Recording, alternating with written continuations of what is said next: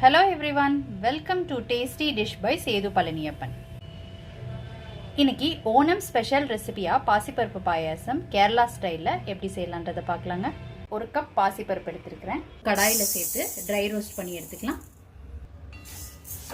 பாசிப்பருப்பு இந்த அளவுக்கு வறுபட்டது போதுங்க. பிளேட்ல மாத்தி ஆற வச்சிருக்கிறேன். இப்போ 3 விசிலுக்கு ப்ரெஷர் குக் பண்ணி எடுத்துக்கலாம். ஒரு கப் பாசிப்பருப்புக்கு 1.5 கப் வெல்லம் சேர்த்துக்கிறேன். வெல்லம் கரைச்சி எடுத்துக்கிறதுக்கு 1/4 டம்ளர் தண்ணி சேர்த்துக்கிறேங்க. பருப்பு நல்லா குக் ஆயிடுச்சு. இதை மசிச்சு எடுத்து வச்சுக்கலாம். ஒரு அகலமான பாத்திரத்தில் 1 ஸ்பூன் நெய் விட்டுக்கிறேன். இதில் வேக வச்ச பருப்பை சேர்த்துக்கிறேன். வெல்லம் சேர்த்ததுக்கப்புறம் நல்லா கலந்து விட்டுக்கலாம். இப்போ ஒரு கொதி வர ஆரம்பிச்சிருச்சு. இப்போ இதில் சுக்கு பொடி, ஜீரக பொடி, ஏலக்காய் சேர்த்துக்கிறேங்க.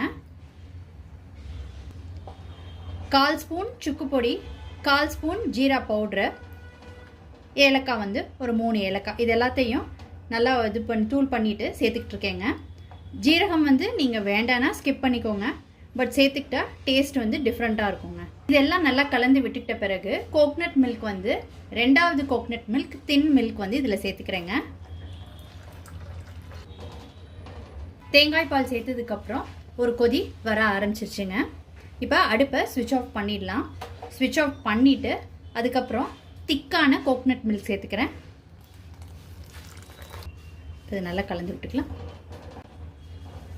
இந்த கன்சிஸ்டன்சி கரெக்டான கன்சிஸ்டன்சிங்க. பாசிப்பருப்பு பாயாசம் கொஞ்சம் நேரம் ஆனதுக்கப்புறம் திக்காக ஆரம்பிச்சிடும். இப்போ ஒரு கடாயில் நெய் விட்டுக்கிறேன். இந்த நெய்யில் காஞ்ச திராட்சை சேர்த்துக்கிறேங்க. இதை எடுத்துடலாம். முந்திரி பருப்பு சேர்த்துக்கிறேன்.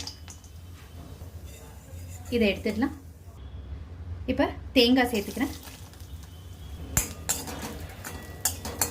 இப்போ இதை எடுத்துடலாம்.